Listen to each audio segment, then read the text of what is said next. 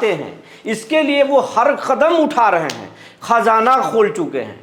इधर उनके सिद्धार्थ जो शिक्षा विभाग की एसीएस हैं, वो स्कूलों में लगातार बदलाव कर रहे हैं। लेकिन इन सबके बीच जो बड़ी खबर है, बड़ी खबर ये है कि करीब 71,000 सरकारी स्कूलों में कल से मध्याह्न भोजन योजना, जिसे अब नाम है पीएम पोषण योजना, वो ठप होने जा रहा है।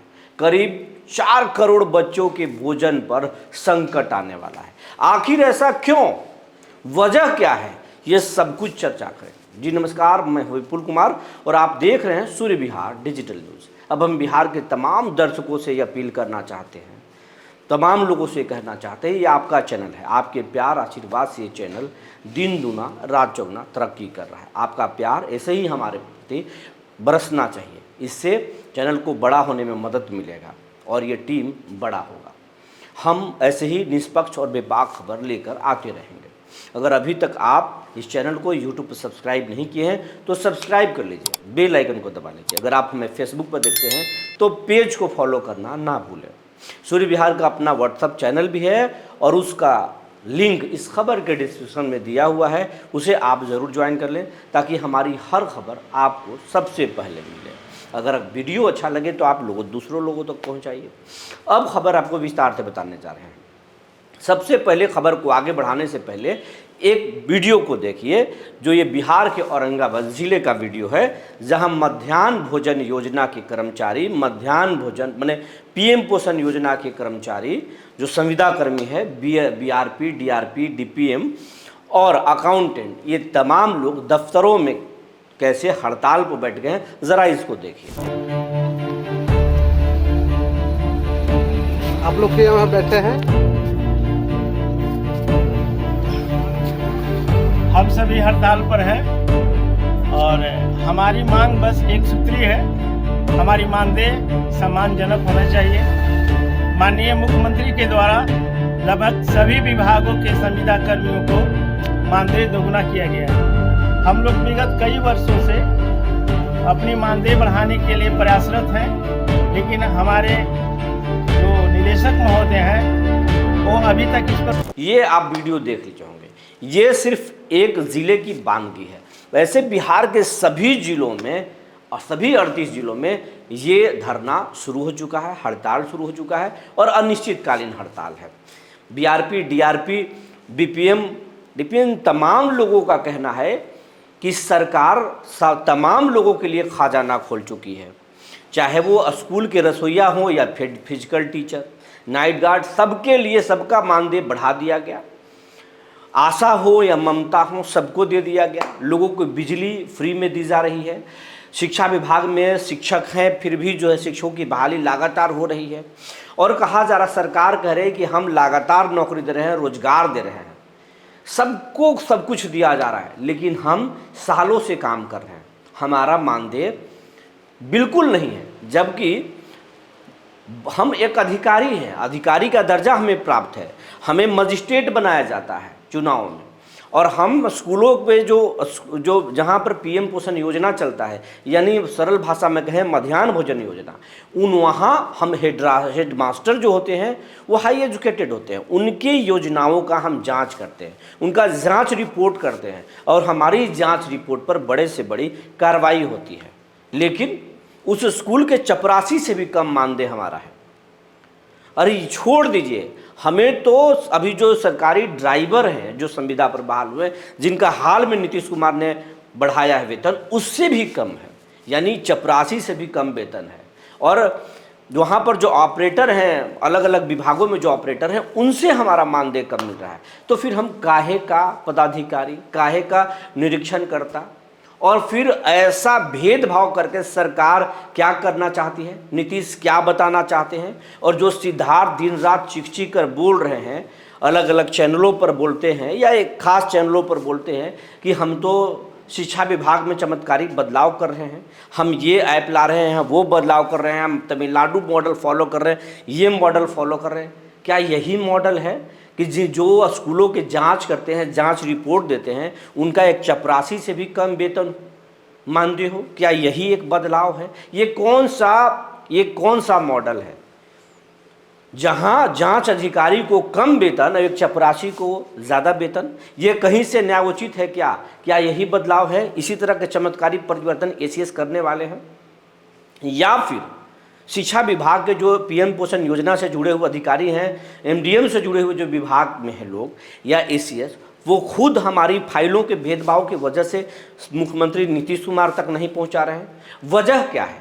अगर कुछ भी वजह है और तो अब हम चुप नहीं रहेंगे। हमें 21 तारीख से 21 अगस्त से ही हड़ताल पर जाना था, लेकिन निदेशालय के कुछ अधिकारियों ने संघ को गुमराह कर दिया कि आप मत जाइए, 2-3 दिनों में सरकार एक्शन लेगी, आपकी मांग सुन लेगी। लेकिन हुआ क्या? कुछ भी नहीं हुआ। तो थक हार कर आज से हम हड़ताल पर चले गए हैं और अब नहीं लौटेंगे जब तक कि हमारी मांग नहीं पूरा हो जाएगी। अब आपके मन में ख्याल और आ रहा होगा कि पीएम पोषण योजना से जुड़े जो संविदा कर्मी हैं, चाहे वो बीपीएम हो, डीपीएम हो, या फिर बीआरपी और डीआरपी हो, अकाउंटेंट हो, इनके हड़ताल से स्कूलों पर क्या फ़र्क पड़ेगा? तो आपको हम समझाने जा रहे हैं। स्कूलों पर यह फ़र्क पड़ेगा कि करीब बिहार में 71,000 ऐसे सरकारी विद्यालय हैं जहां पर यह योजना चलता है, बच्चों को दोपहर में खाना दिया जाता है। और बिहार में करीब 4 करोड़ लोग, यह आंकड़ा कुछ इधर उधर हो सकता है, लेकिन करीब 4 करोड़ बच्चों को पीएम पोषण योजना के तहत दोपहर में खाना खिलाया जाता है। लेकिन अगर ये हड़ताल पर चले गए तो ना स्कूलों में खाद्यान्न की आपूर्ति होगी, स्कूलों में ना तो चावल मिलेगा, ना ही चावल पकाने के लिए पैसे मिलेंगे, सब कुछ ठप हो जाएगा। और हो सकता है कि 15 दिन हड़ताल के बावजूद बच्चों को खाना मिले, क्योंकि उतना अनाज खाद्यान्न स्कूलों में है, पैसे भी स्कूलों में है। लेकिन हम अगर लगातार सरकार अगर नहीं सुनी तो 15 दिनों बाद पूरी तरीके से भोजन पर स्कूलों में संकट आ जाएगा, यानी 4 करोड़ बच्चों के दोपहर के भोजन पर संकट आ जाएगा। 71,000 सरकारी विद्यालयों में पीएम पोषण योजना ठप पड़ जाएगा और उसके बाद नीतीश कुमार की सरकार एक्स की नींद टूटेगी। तो सवाल यही है कि आखिर ये ऐसा क्यों हो रहा है? ये सवाल जरूर खड़ा हो रहा है। बीआरपी और डीआरपी ये तो सवाल खड़े कर ही रहे, सूर्य विहार भी ये कर रहा है कि अगर आप सरकार के लिए ही काम कर रहे हैं तो फिर ये कौन सा काम है जिसके वजह से इस तरह की स्थिति उत्पन्न हो? सरकार जब सबके लिए खजाना खोली है तो फिर भेदभाव क्यों? इनका भी अगर उचित मांग है तो मानना चाहिए, अगर नहीं तो फिर सरकार को स्पष्ट बताना चाहिए कि हम आपकी मांग क्यों नहीं सुन रहे हैं, और सुनेंगे तो कब सुनेंगे। वजह जरूर साफ करना चाहिए, लेकिन इस तरह के हालात उत्पन्न नहीं करने चाहिए जिससे सीएम नीतीश कुमार की बदनामी हो और कोई कर्मचारी कुंठित भावना से सरकार के खिलाफ चला जाए। तो ये कुछ था, और वहाँ पर हड़ताल करने वाले कर्मचारी क्या कुछ बोल रहे, पहले इनको सुन लीजिए। आप लोग के यहाँ बैठे हैं, हम सभी हड़ताल पर हैं और हमारी मांग बस एक सूत्री है। हमारी मानदेय सम्मानजनक होना चाहिए। माननीय मुख्यमंत्री के द्वारा लगभग सभी विभागों के संविदा कर्मियों को मानदेय दोगुना किया गया है। हम लोग विगत कई वर्षों से अपनी मानदेय बढ़ाने के लिए प्रयासरत हैं, लेकिन हमारे जो निदेशक महोदय हैं वो अभी तक इस पर कोई विचार नहीं किया। इसके पहले 21 तारीख से हम लोग हड़ताल पर जाने वाले थे, लेकिन हमारी मांगों को पुनः सुना जाए इसके लिए निदेशक महोदय को लगभग 5-6 दिन का अवसर दिया गया कि इसमें हमारी मांगों को सुना जाए और हमारी मानदेय को सम्मानजनक तक पहुंचाया जाए।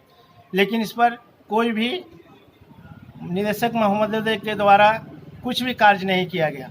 इसलिए राज्य स्तरीय मध्याह्न भोजन योजना कर्मचारी संघ के आह्वान पर हम लोग औरंगाबाद इकाई मध्याह्न भोजन कर्मचारी संघ आज 26 अगस्त 2025 से हमारी मानदेय मांगने सम्मानजनक होने तक अनिश्चितकालीन हड़ताल पर है।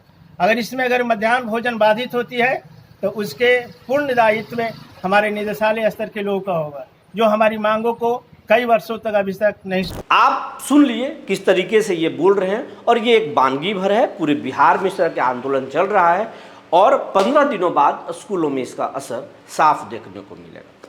बने रहिए हमारे साथ, तब तक के लिए धन्यवाद।